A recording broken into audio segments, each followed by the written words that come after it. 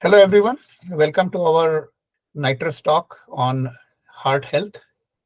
Dr. Patel has agreed to give us a talk about what should I do to optimize my heart health. We really thank him from our heart.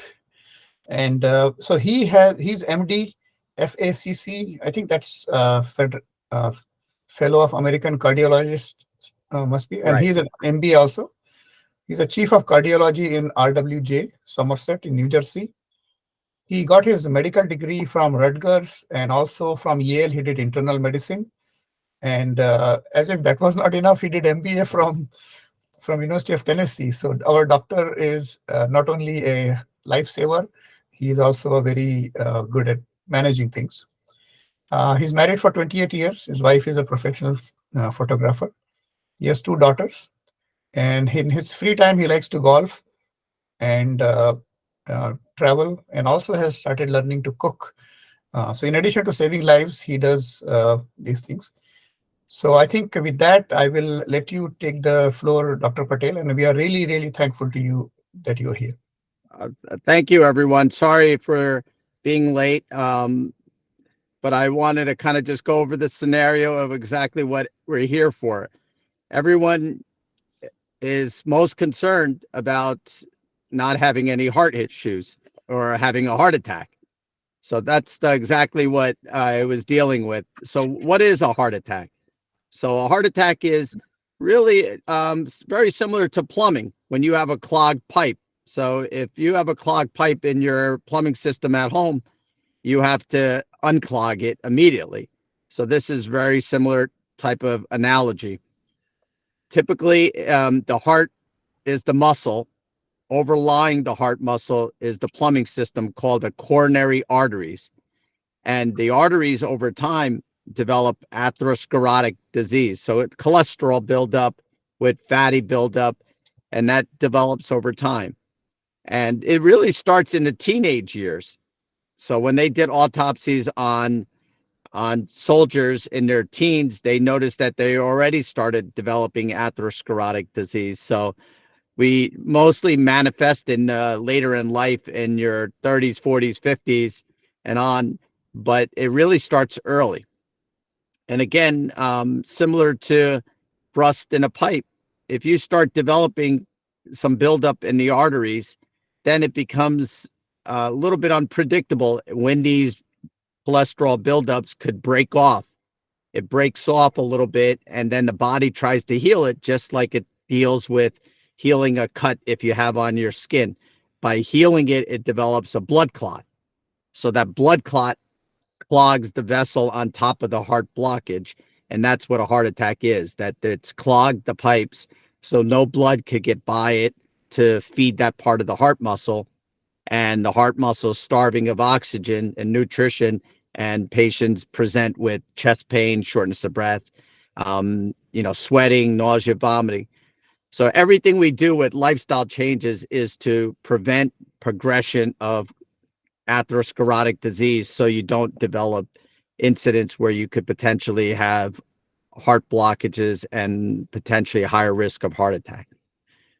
So when a heart attack develops, the first thing that needs to be done is to thin the blood. So that's why we tell patients if they ever feel like they're having some type of symptoms heart related is to chew an aspirin, not just swallow. Chewing it kind of allows it to start getting metabolized quicker in the digestion and being absorbed, and then it starts thinning the blood. The goal being to try to thin the blood so the blood clot dissolves. And then immediately looking for medical attention. So when we evaluate patients with heart disease and chest pain, immediately we would do an EKG. An EKG is really an electrical representation of what's going on in the heart muscle. The heart muscle is all electrical cells.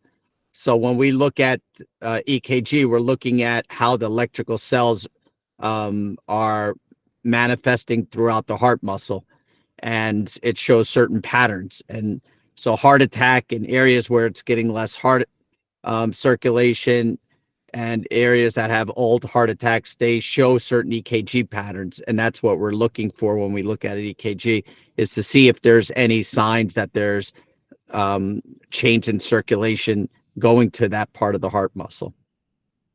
So that's the key component, is to check an EKG to see if there's something active going on. Also, we'll check blood work, troponin levels. And troponin levels are part of the heart muscle, the cells in the heart muscle. So if there's any injury to the heart muscle, the troponin levels leak out into the bloodstream. And then when we check blood work, we could see that that troponin level is elevated. So we check an EKG, we check a troponin level, and then we kind of see how the symptoms are progressing. If their symptoms are getting worse and we think it's a heart attack, then we immediately will go to the catheterization laboratory. So a cardiac catheterization, as you might have heard in different terms, some refer to it as an angiogram. Cardiac catheterization, angioplasty is actually opening the blockage. And a stent is kind of a spring device, like a spring in a pen. It's a scaffolding device that keeps the vessel open after we open up the blockage. So myself, an interventional cardiologist, would go in for emergency for this, and we would do the angiogram. Typically, there's access sites of how we do the angiogram. Is now 90% of the time we'll use the wrist artery. So in your wrist, where you feel the pulse, by your wristwatch is where we would get access, and then we snake a catheter all the way from the arm all the way to the heart arteries that overlie the heart muscle. And once we take the angiogram of all the three major vessels overlying the heart muscle, see where the blockage is, see what's going on, and if it needs some type of treatment, we put a special small little wire, just like a plumber would put a snake in the pipe. So that wire would go across the blockage, and then on top of the wire, which acts as a rail, we put a balloon. So the balloon comes deflated, but then we inflate the balloon, and the inflating the balloon pushes out the blockage to the side. It compresses it and reestablishes the circulation in the pipe, in the artery. And once that happens, then we could, the blood returns to that area of the heart muscle and stops the heart attack. So the standard of care is to put a stent in, because the vessel itself could collapse again. So we'll 99% time we'll put a stent, which scaffolds open, and it keeps the vessel propped open. And we measure the size of the stent, and we have certain cameras to look at it and to make sure the size and the length are right. So then that's the treatment to stop the heart attack. So that's an emergency presentation of what a heart attack is. So ideally, we're not hoping any of our patients have it, but on everyone's mind, is that, am I at risk for a heart attack? So I think, unfortunately, Indians in general are a higher risk population, and that's genetically. We have certain mutations and genetically that allow cholesterol metabolism to not be efficient.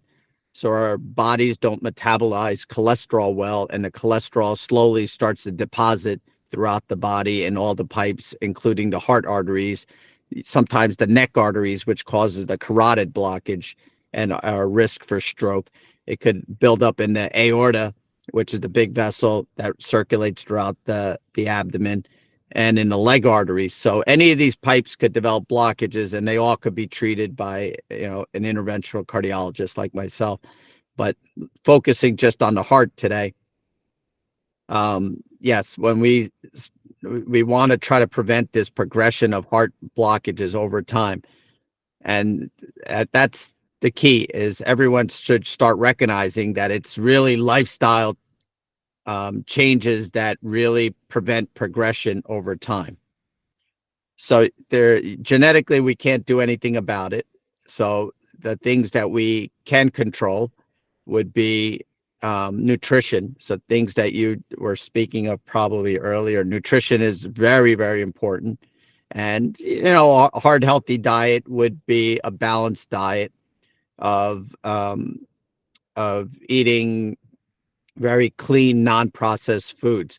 Nothing specific, I would say. I think many of it would be common sense type of fruits, vegetables, more fish, more uh, grilled chicken, if but less red meats, because red meats tend to be pro-inflammatory, and inflammation causes more cholesterol buildup over time. So I think nutrition is, I would say, very important. First step is be very focused on everything that you're taking in on a regular basis, because it very much does play a major direct role into um, atherosclerotic heart disease. Next, I would say is avoiding, smoking. Smoking is direct. It's a direct irritant on the heart arteries. It's it's irritating the lining of all the vessels throughout the body with the smoke circulating, and that's a trigger that makes it very unpredictable if one of these cholesterol blockages could break off and cause a heart attack. So I would definitely say smoking as top of the list of lifestyle changes is to absolutely no type of smoking is beneficial. That includes chewing tobacco, vaping, smoking, cigars. I would avoid all types of tobacco products, nicotine products. So smoking and nutrition are very important. Then I would, again, family history is another risk factor. If you have family history of premature heart disease, anyone in the family in their um, before age 50 with any type of heart disease, with heart blockages, early stroke, would be something that you need to then have extra vigilance to be sure that your heart condition is monitored closely. I think no doubt about exercise would be the next important thing. Exercising is is kind of a neutralizer for a lot of the bad things that our stressful lives have. So I think exercising gives out very good hormone regulation throughout the body. That it definitely is something that would be balanced out a lot of the nutrition, a lot of the smoking, and other habits that we have. So I would say exercising, what I recommend typically in my patients is 4 to 5 times a week of at least half hour of cardio. And in that half hour, you want to try to break a sweat. So do whatever you enjoy doing. It could be on a machine or running or walking fast, but where you're feeling like you're beginning to perspire, or if you're having some little difficulty keeping a conversation.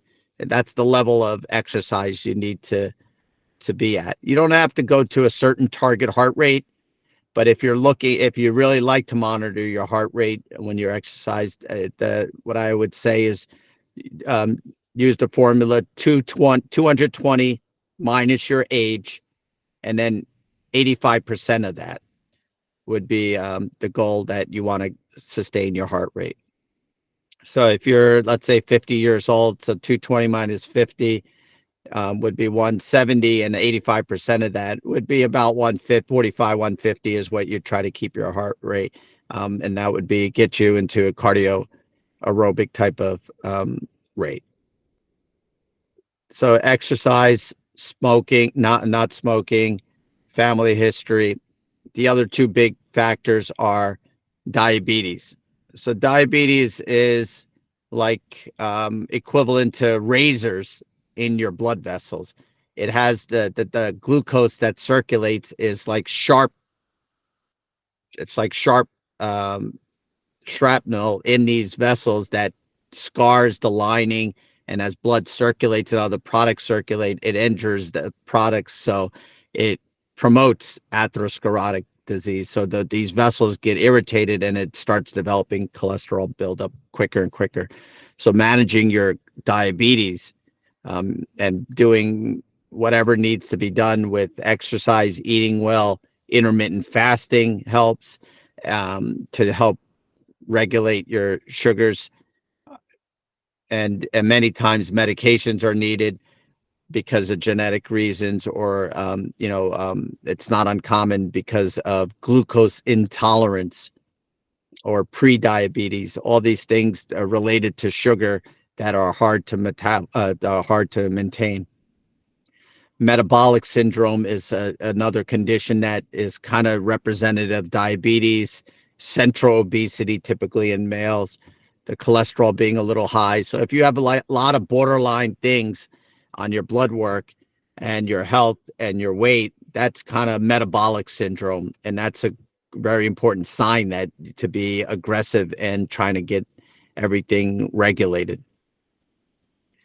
I would say, and the only other factor I would say is your baseline cholesterol levels. So when we look at cholesterol levels, not just the total cholesterol, the level that has been shown to be the highest risk is your LDL. I tell patients, think of it as lousy, and the HDL is, the H is happy. So the HDL is the good cholesterol, and the LDL is the lousy cholesterol. So your LDL, you want to target for under 100. If you have heart disease and it's established, then you want to get the LDL under 70. So 100 is if you're preventive care, and 70 if you have heart disease. So that's pretty aggressive, to get under that level for most of us, again, because of genetic reasons.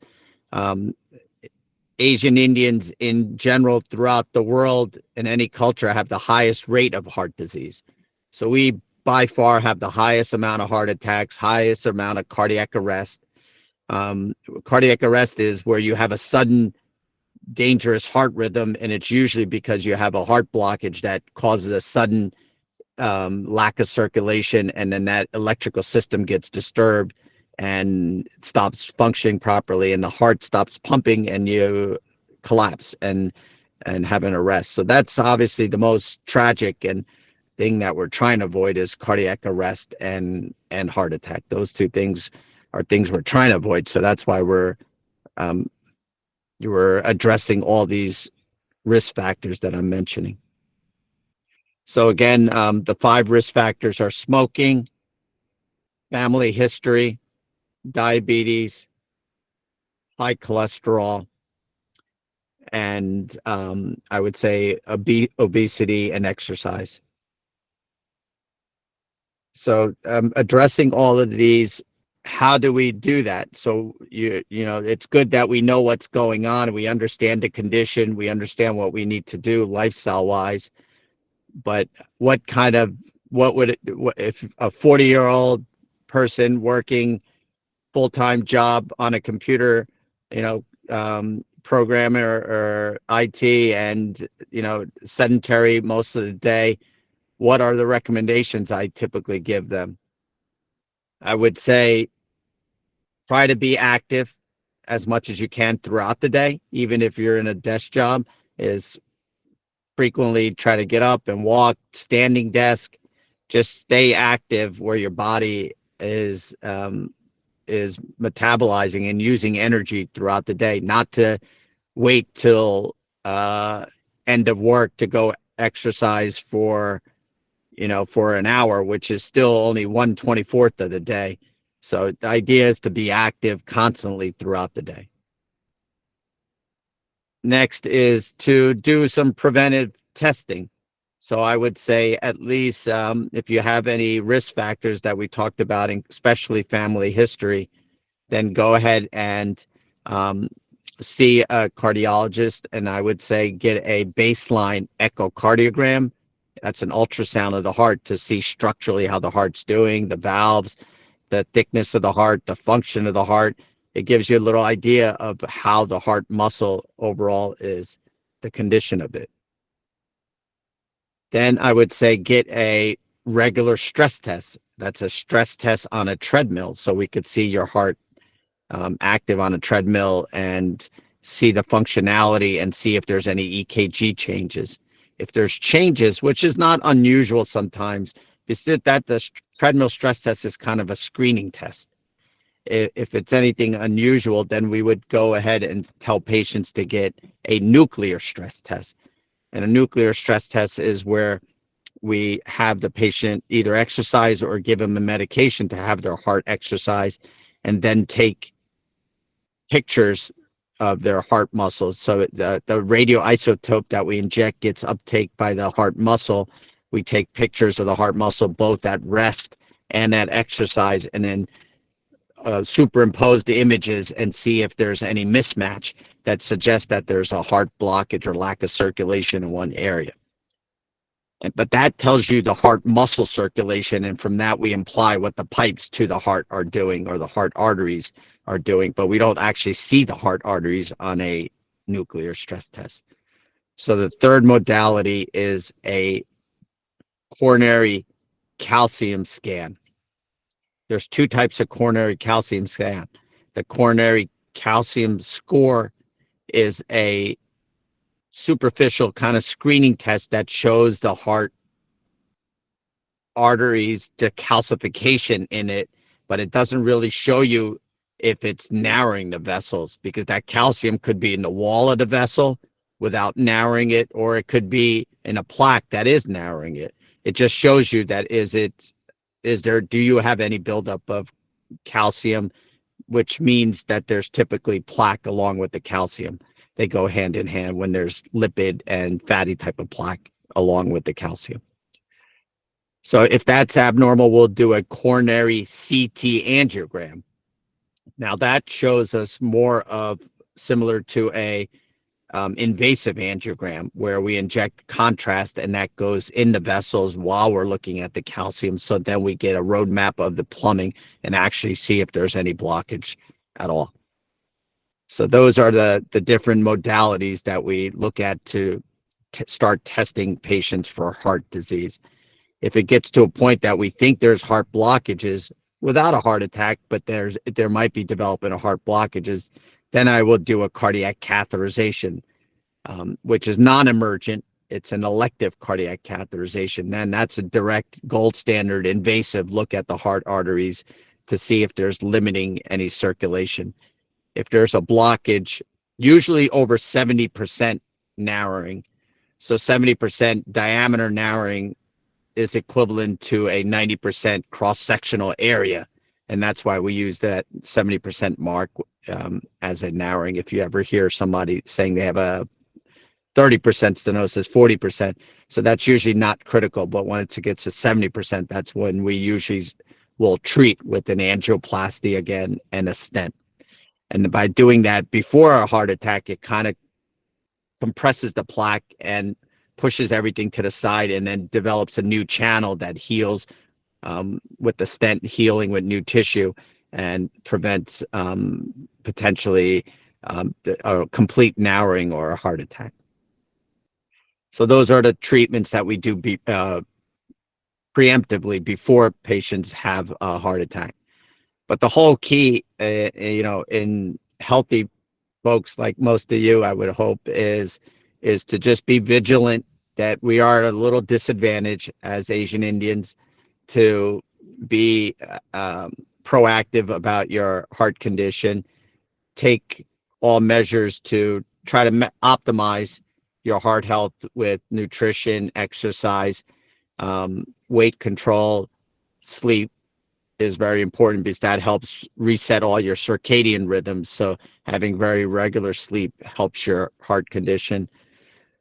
Managing if you possibly have sleep apnea, which is very common underdiagnosed. If there's any possibility that you have excessive snoring or pauses in your sleep, to get that evaluated and possibly treated, because that puts a lot of pressure on the heart, sleep apnea. And then again, always focusing on nutrition and good habits, like moderate alcohol use, not smoking, and weight control. So I think those are the major points I wanted to mention. there are new agents now for weight loss that many of you might have heard, that they're called a category GLP-1 agonists. And Ozempic is kind of the main one in that category. And these medications are right now in early stages in the last 1 to 2 years, where we're seeing major improvement in cardiovascular outcomes, that patients that are taking this for diabetes or weight control are now having less issues with their heart.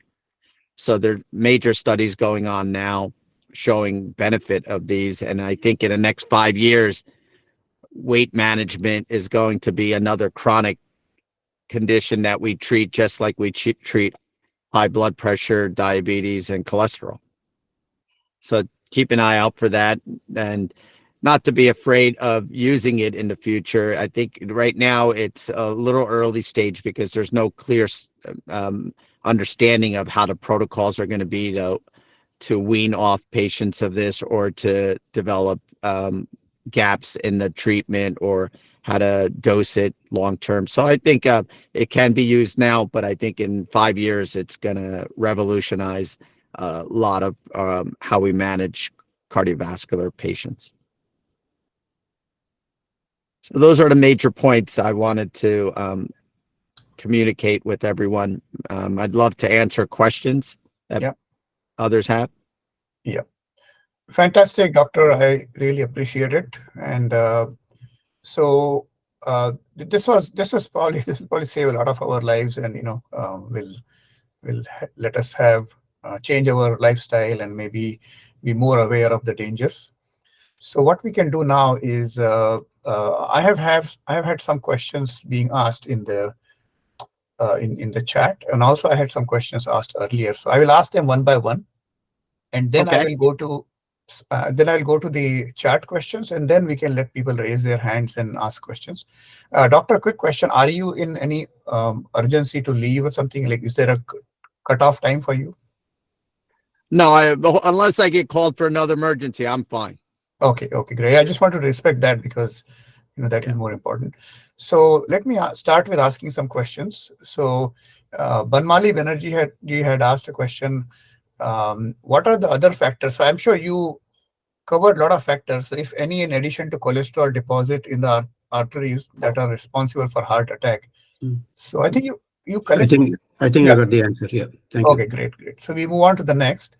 Somebody asked me, not from NIT, but I was just discussing this with one of my friends, and he says, in what condition IMT ultrasound is asked? I mean, I think maybe they were asked to do IMT ultrasound. I don't know what that is. So they said, why don't you ask him? Yeah. Yeah. IMT ultrasound it's called for intimal medial thickness ultrasound. It's done of the neck arteries, the carotid arteries, and it's looking to see if there's any beginning of cholesterol build or thickness in the artery. So again, the lining of the artery can start to get irritated and start showing thickness because there's beginning of cholesterol plaque developing, and that's a indirect way of starting to see if you have systemic vascular disease. Again, it's not used clinically by majority of there's no real outcomes trials looking at it. So I think a lot of it is regional dependent if doctors are using it, but again, as a in cardiology standards, it's not a typically utilized test. Okay.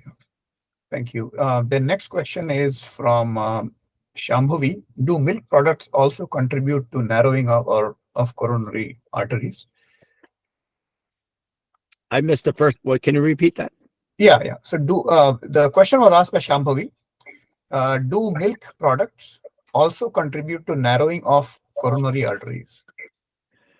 I think milk products probably in itself are not I mean, they can contribute to a little bit of lipids, but I wouldn't be concerned that if a regular milk products is going to start leading to eventual heart blockages and disease in itself. I think it's just consolidation of all the products that they use. But I would say in terms of milk products is the thinking has been changing. In nutrition and dietitians in the past, it was, cow's milk is good, and then it went away from that, went to nut milk, so almond milk, soy milk, and oat milk, and now it's coming back that okay, maybe regular dairy milk is good. So Hmm. I think speaking to my nutritionists and dietitians, they say cycling between different milks is Oh, probably the best thing. Is to use various types of milk in your okay. diet. Thank you. Talking of nuts, which nuts are good for heart health? Like, do they reduce cholesterol? They all have different degrees of cholesterol in of different types of nuts, but I Oh, would say the healthiest nuts that because of the fiber content and cholesterol composition are probably walnuts and almonds okay. are the ones that and macadamia nuts are the three that I would say. But I think again, various nuts can be used in moderation, and I don't think it's a complete harm. But the healthiest are walnuts and almonds. Okay, thank you. Yeah, moderation is the key, I guess. And Yeah, there and was, that's the Mediterranean diet is kind of the only diet in clinical trials when they did randomized clinical trials looking at different diets, all the various diets for decades. The Mediterranean diet is the only one that's shown to be cardiovascular protective. So I oh, think that and nuts is a big part of that. So yeah. if you Google search for typical Mediterranean diets, yeah, you'll see a Mhm. lot of nuts involved in their diet.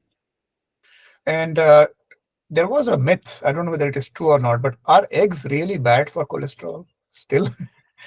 Yeah, no, I think again, I think eggs should be incorporated because I think the good cholesterol in eggs is good. You Okay. want to have certain amount of cholesterol in your body. That you need cholesterol for a lot of lining of the cells in Mhm. all your body, including your brain cells, especially. So you do need some amount of cholesterol, and eggs do provide a lot of. Besides egg white, there's a lot of good benefit of the yolk. So Mhm. I typically tell patients once or twice a week you could have a full egg, and that should be perfectly fine. Okay, thank you.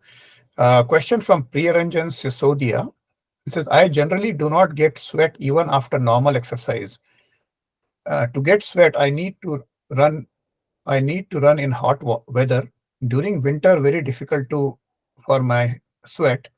Is this risky for me? I mean, yeah. So, I think for you, it's probably a genetic thing. I have a certain amount of patients who have very similar type of symptoms that they never really sweat or perspire.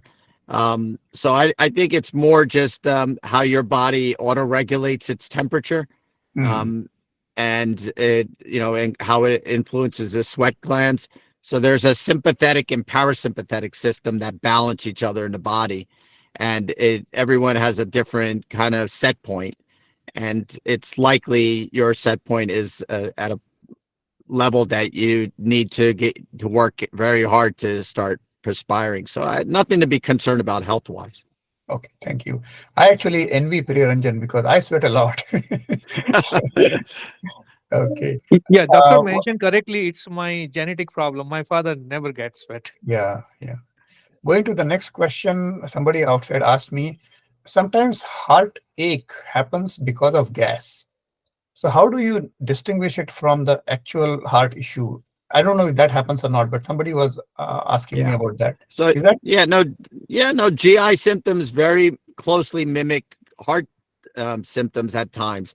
So the number one symptoms for females who present very atypically, in general, the number one symptoms in females for during a heart attack is really GI symptoms. So they Oh, have nausea, vomiting, abdominal pain as their main symptoms, much more than chest pain or elephant sitting on the chest or shortness of breath, which is typically males. mm-hmm. And then the esophagus sits right behind the heart. So esophagus spasm or reflux or gastroesophageal reflux disease that causes spasm heartburn. It very similarly mimics, heart conditions or heart attack type of symptoms. So many times we never dismiss symptoms like that Oh. when patients report that it's unusual for them. So I think it's the pattern, the frequency, the intensity, the associated symptoms. If they're having sweating with it, nausea, vomiting, if it's much more intense than usual, anything of that sort would be more concerning. If it's just kind of their usual heartburn and it gets resolved with taking some medications, Zantac or Protonics, then I would be thinking it's more GI related. But I think, again, if you continue to have symptoms, then you should get cardiac testing to make sure it's not heart related. Okay, thanks. So I'll take two more questions from the chat, and then we'll go to raising the hand. So people start raising hand if you have a question. I see that Muhammad Ahraz has already raised his hand. I will come to you, Muhammad. So Banmali ji had asked another question. Basically, are you teaching or practicing medicine into research of or a combination of these? And what kind of technology is being used nowadays for heart? I'm paraphrasing, but that's what probably is the gist. Yeah. So, cardiology is one of the fields that has constant advancement and a lot of research. Besides oncology, I would say cardiology is a very, fruitful field for research. So we have a lot of pharmaceutical meds that we do a lot of research trials through the office.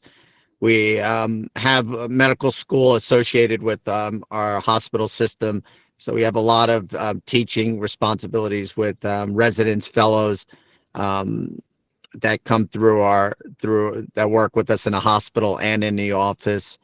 And we do device trials in the hospital and a lot of cardiac devices, both in imaging. So imaging is becoming a big hot field in cardiology with AI, and how AI is helping us with all our cardiovascular ultrasound imaging, our CAT scan imaging studies.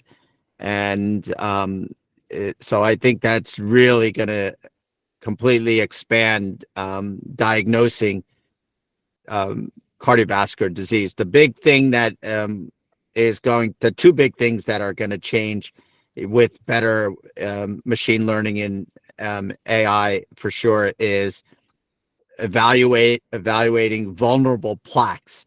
So again, the biggest concern that everyone here has is, am I going to have a heart attack? So there's going to be imaging where you could get a CAT scan of your heart arteries, and then the software and the special imaging is going to pick out what blockage in your heart artery is likely to get inflamed and break off and cause the heart attack, and take care of it before that happens. Okay. So vulnerable plaque imaging is going to be a big advancement in cardiology. That's likely going to change. The whole key is not even get to a condition where I have to open up a blockage, is to get to take care of this before you even have an opportunity to have a heart attack. Yeah, thank you so much. And one last question from the chat, and Gopesh and Ashish, I will let you ask the question in person. And so this question from Shailendra Gade, and Shambhavi also said she also had the same question. How much of exercise is good, and when do we know we should stop? When have we gone too far? Right. So yes, it's very hard to over exercise. They're only in extreme sports is there sometimes that the heart muscle, just like any other muscle, if you exercise, if you weight lift too much, your muscles get very enlarged and potentially could be a problem from that. Just like the heart muscle, if you exercise it excessively, like an extreme marathon runner, sometimes they have very thick athletic hearts when we do ultrasounds, and they're at a little bit of increased risk of having type of arrhythmias and other things because the electrical cells get stretched out in the heart muscle. But the average person, you can't exercise enough. So there's no limitation on how much aerobic exercise you want to, do, or, you have to do resistance exercise too as you're aging because to keep your muscle mass. But I think that there's no risk of excessive exercise for most of us, 99% of us. Yeah, thank you. So I'm going to open it for in-person questions. And Mohammad Ahraz Hussain, can you unmute and ask your question? Sure. Thank you so much, Rahul sir. Hi, everybody. Thank you, Dr. Patel. It was such an amazing, you know, podcast, not podcast, but just a conversation. And whatever you said, it really resonated with me because I'm not bragging. I knew a lot of it, but the things which I don't know, I have got lots of questions, but I will try to not take too Yeah, much of time. that's the one. When you talked about this thing, what's that? Cardiac arrest and a heart attack. You did say cardiac arrest can be at times due to atherosclerotic plaque, correct? So Right. how often does it happen? Because as you already said, and as what I've studied in the field of biomedical engineering, because I have 2 degrees, one in India, one in the US. So I have read about this heart functioning, the electrical conduction system, the SA node, AV node, Purkinje Right. fibers, bundle of heads, and there's one more thing, cardiac muscle, I think. So those are 5 components as I can remember. Now, most of the cardiac arrest, the dominant factor is the SA node fails, then AV node takes over. Now, you did say What's the that question, Mohammad Ahraz? What's the question? yeah, no, I'm explaining and then I'm making my question. So my question to you is how often do you see that the plaque is the responsible or somehow there is a comorbidity of both things and then it's eventually causing a stroke or a Right. cardiac arrest? Yeah, thank you. Yeah. So the simple way of thinking about it is the heart is the muscle and the pumping chamber. The heart itself is the pumping machine. There's an electrical system embedded in it, Mm-hmm. and there's a plumbing system that feeds it. So Mm-hmm. majority of cardiac arrest are because there's a clog in the plumbing system, and then because of that, it doesn't allow good circulation to the pumping system and causes the cardiac arrest. So that's what most of us are going to be. If there's anything that we're concerned about, it's because of a heart blockage causing the cardiac arrest. There are times when electrical system itself is the primary problem without any plumbing problem, but an electrical system having an abnormality, not typically short circuiting and needing a pacemaker, Correct. but it's having a dangerous heart rhythm. So you have a Okay. ventricular tachycardia that Yeah. causes the a disturbance in the electrical system, and the body and the pumping chamber can't work on a ventricular tachycardia, so it stops working. But that Okay. a primary electrical problem just Mm-hmm. suddenly happening in any of us that are otherwise healthy is very rare. It's Mm. usually a congenital thing that you have a congenital abnormality in the electric system that causes a cardiac arrest. So I would say, most people are already identified if they have an electrical problem in adolescence. So I think Yeah. the majority of us that if we're discussing it or worried about cardiac arrest, we would be much more focused that there's some issue with clogging our arteries or clogging the pipes. Okay. Hmm. Can Thank I you. ask last question on the conduction system or? Mohammad Ahraz Hussain, I will call you later. Let other Okay, people sounds also good. ask. So Ayu, Okay. Gopesh was in line, but I think he has lowered his hand. So let me go to Yeah, Ayush Jha. yeah. So Kupesh here. Thank you, guys. Gopesh, go ahead, please. Yeah. Very quick questions. Like, what kind of nutritional supplements we take from from the counter that will help for heart? Right. So I would say if it's a healthy person without any heart issues whatsoever in your 40s, let's say 30s, 40s, or 50s, healthy, no issues, maybe a couple of things with your blood pressure is high, your cholesterol's a little high.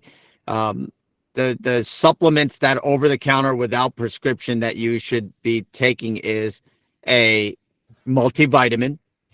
I would definitely take a multivitamin because most of us are lacking micronutrients in our diet. So these micronutrients that help with a lot of the enzymatic changes that your body needs, including, magnesium related changes, potassium related. So I would say a good multivitamin would be key to take. Besides that, I would say if you're healthy, there's not a lot of supplements that you could take. If you feel comfortable trying other things, I have a lot of patients that are into holistic supplements, and I'm perfectly fine with it. As so turmeric is very commonly used. Apple cider vinegar, a lot of people like to use.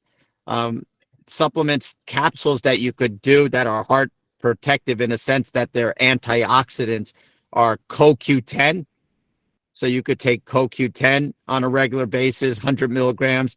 That's very safe to use. So if I was going to recommend supplements, I would say very safe supplements that don't require any monitoring is the ones I would suggest, like the ones I mentioned. So I would say turmeric is good, apple cider vinegar, and they come in capsule form, or you could take the liquid form. Magnesium, you could take the best way of taking magnesium is magnesium spray. So you could spray it right on your skin. You could get it on Amazon or anything. It's sprayed on your skin, and it's 99% of it is bioavailable. That's why the magnesium spray is better than the by mouth magnesium. And CoQ10 is the one I would take. And if those are the supplements over the counter. If you're on the borderline of other things that you need prescriptions for, then I would say that the things that have shown data that have long-term are heart protective are taking a statin, meaning like Lipitor or Crestor. Those are statin medications.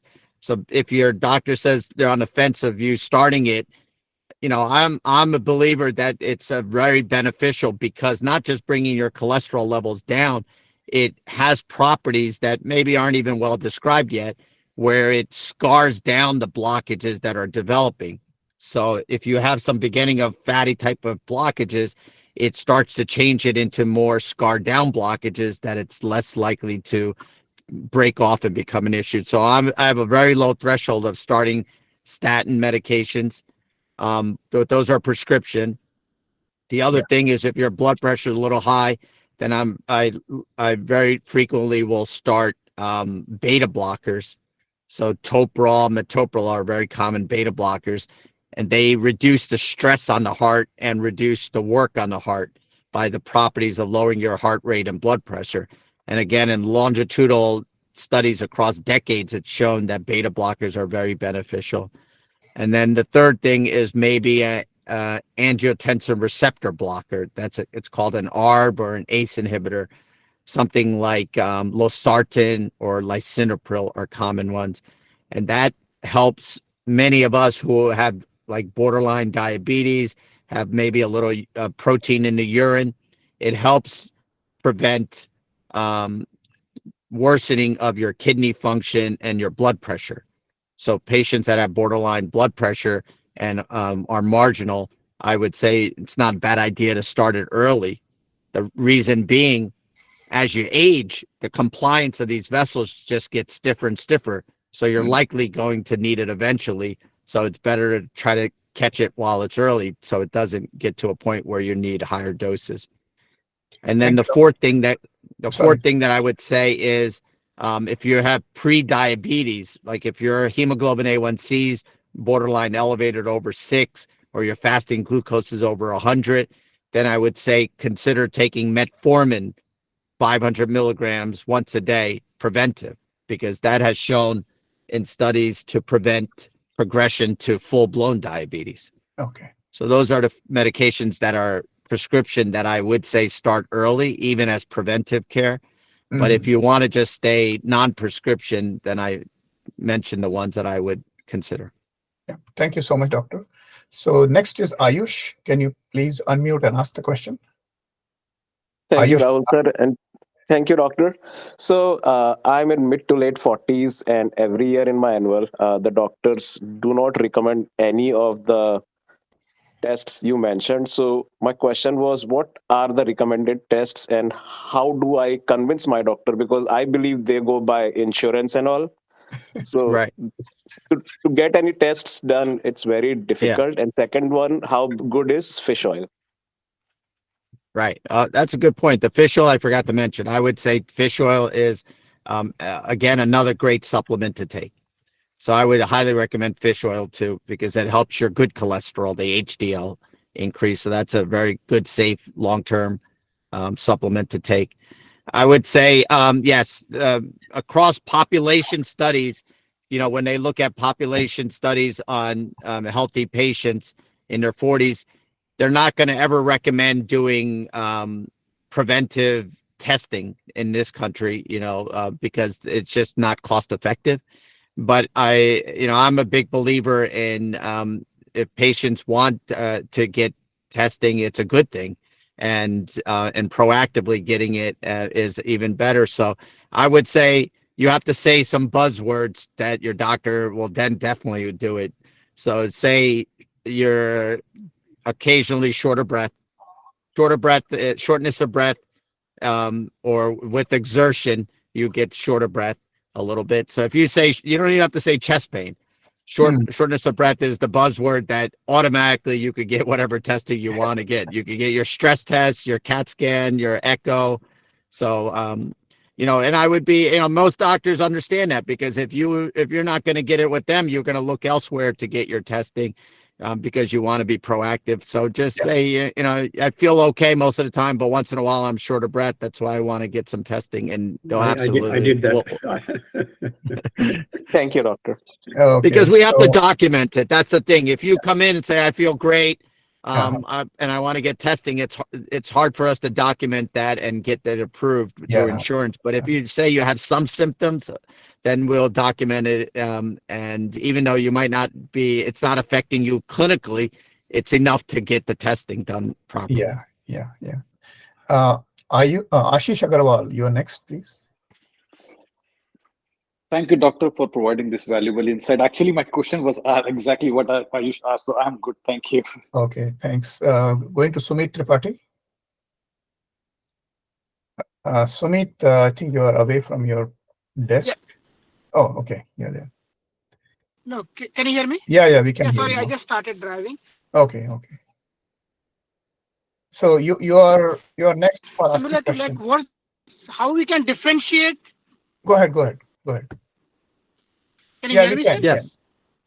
How we can differentiate between anxiety attack and heart attack? Right. No, I think it's a challenging thing. I would say, 90% of visits to doctors are stress anxiety related. And there's no doubt that, the culture and, and the societal demands we have tremendous amount of stress and anxiety and depression. So first and foremost, to know that it's very common.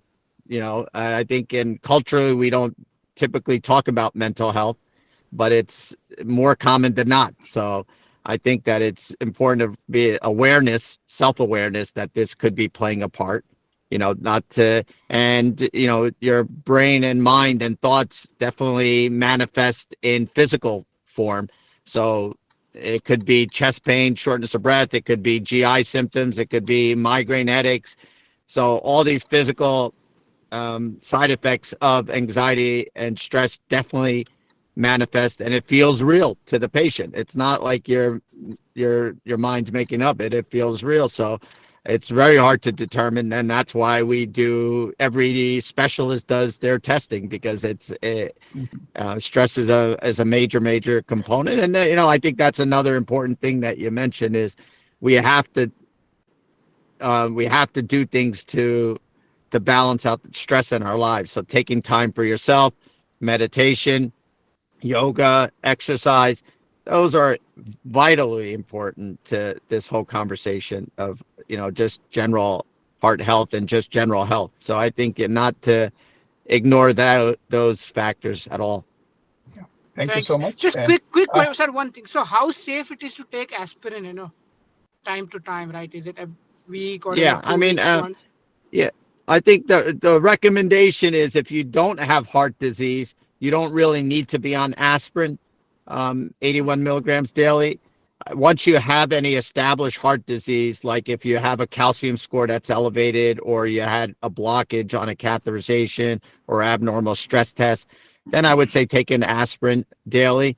The big population studies, again, have shown no clear benefit of aspirin, and that's because in the elderlies, they were having bleeding issues on aspirin, which balanced out the benefit, the cardiovascular benefits of aspirin. So in the population, trials, they show no benefit, but when you really look at the subgroups, it is beneficial in anyone who has established type of possible early heart disease. Yeah, that's a very great explanation. Now next, so we'll let Majid Khan sir ask question, and then I will let Ahraj ask his question. He had a second question, and then Banmali ji. So we are running close to 1 hour, so I think we should just wrap up after that. So Majid sir, please go ahead. Yes, Parag, thank you for really taking your time. My question is this: that once we get some kind of pain and we freak out, so this is psychological, like almost like a Sumita's. So what we should do before EMT comes in and we call 911? I think what happens is that what happened to me, I just freaked out, so get so frightened. So what we should do between the EMT comes in and all things taken care of, I just talk to myself that this can be fixed. There's no problem at all until I reach. So what we should do as a home remedy. One thing you said that you start tubing aspirin or so. What else we should do to stay calm and say it can be fixed? Right. Yeah, I would say, the things that you could control is to stop exerting yourself and see if your symptoms resolve. Take chew an aspirin. If you have already heart disease, most doctors will give you, or potentially if you need it, nitroglycerin tablets that you could put under your tongue to see if the symptoms resolve.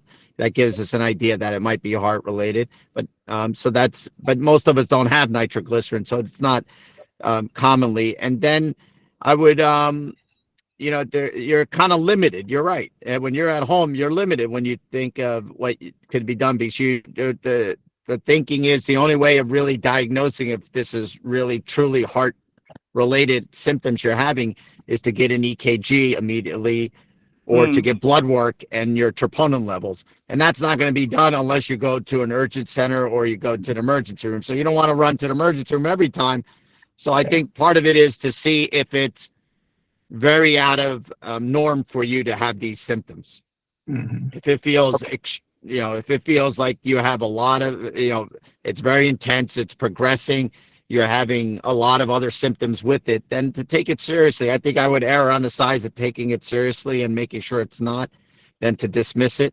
And so I think that, yes, and part of it is, you have to start to understand your body and your symptoms over time. And it's very difficult. Like you said, we all have our moments where we think something serious is going on and we have to decide if it's real or not. But I think part of it is you have to wait Calm down. and calm down and see if their symptoms still are there. Okay. Yeah. Okay. Thanks. One of the best questions, actually, because we all might be facing this. So now let's go to Haraz to keep time into consideration. We can ask question quickly because we have one more hand after you. Yeah, sounds good. So, Dr. Patel, would you mind telling us in a simple layman language the difference between tachycardia? You did mention ventricular tachycardia.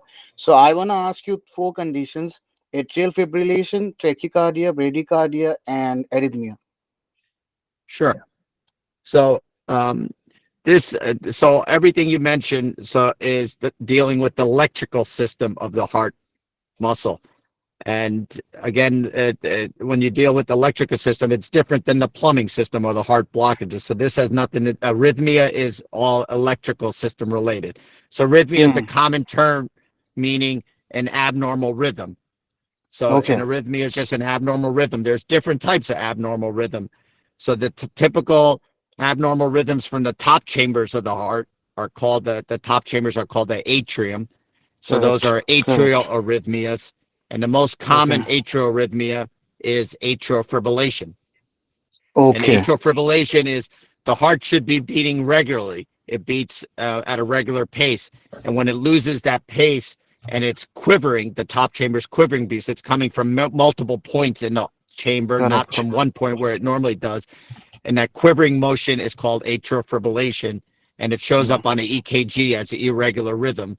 Yeah. And that's important because when we see the heart quivering, it could develop microclots in that chamber, and those Yes. clots can migrate and cause problems like a stroke.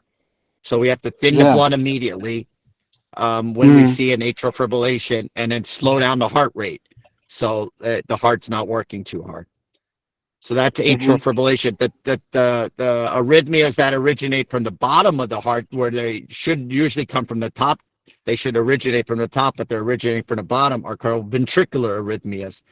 And the ventricular arrhythmias are more dangerous because that's not where they're supposed to be originating. So if you have more ventricular arrhythmias in a row or sustained, where it's for a long period of time, that's the heart muscle can't work on that kind of rhythm, and it kind of patient could collapse. And that's what a cardiac arrest is, when you have an arrhythmia and it can't sustain itself and the heart stops pumping or collapses.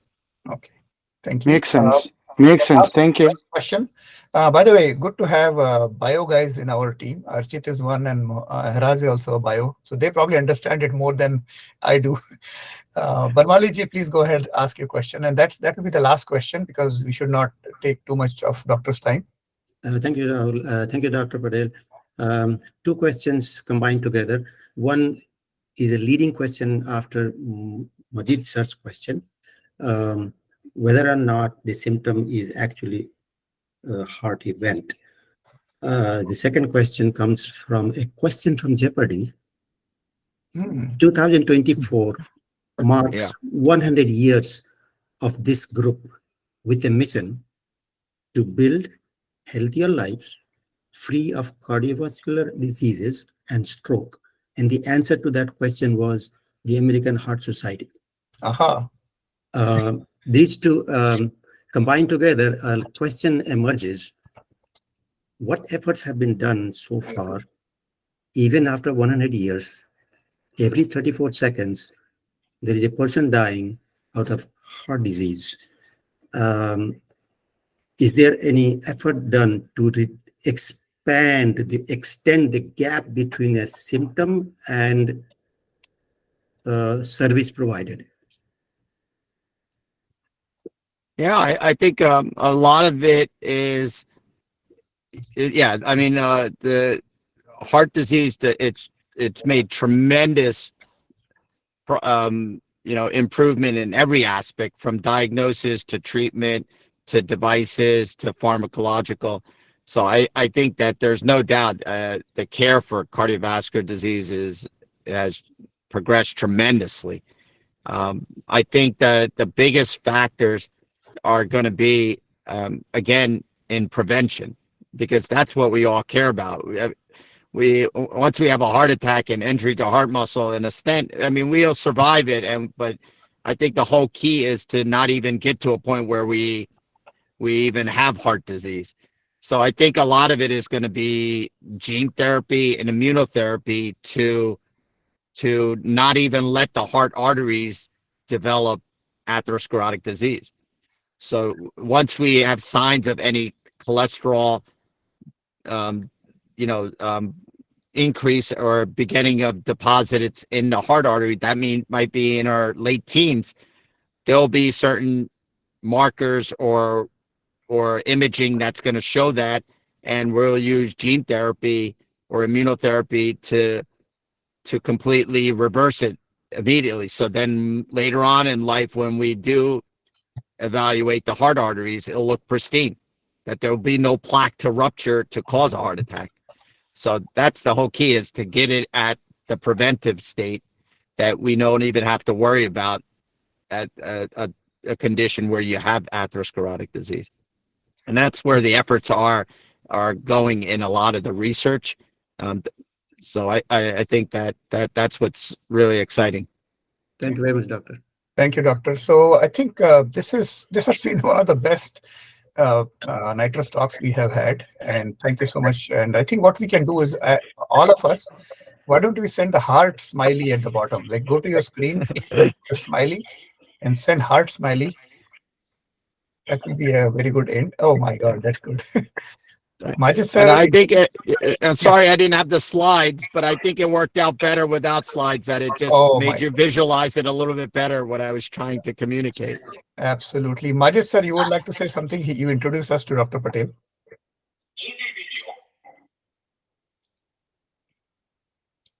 Majid sir, unmute kar dijiye.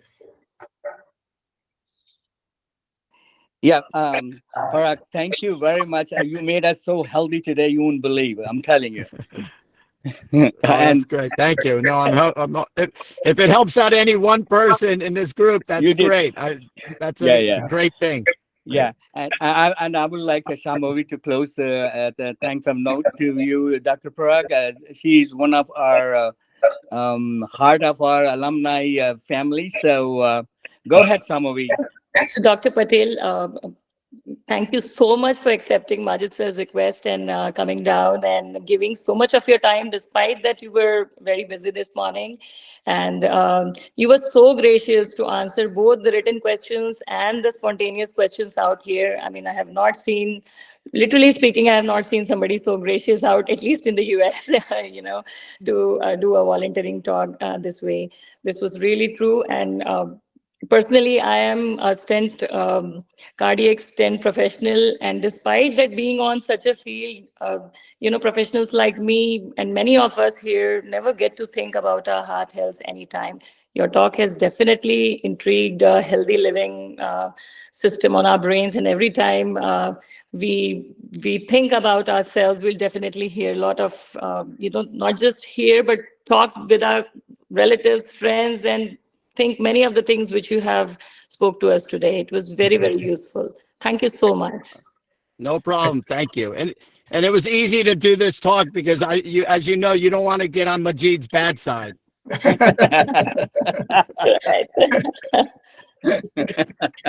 Okay. It's okay. Thank you very much. Okay. All right. Thanks, everyone.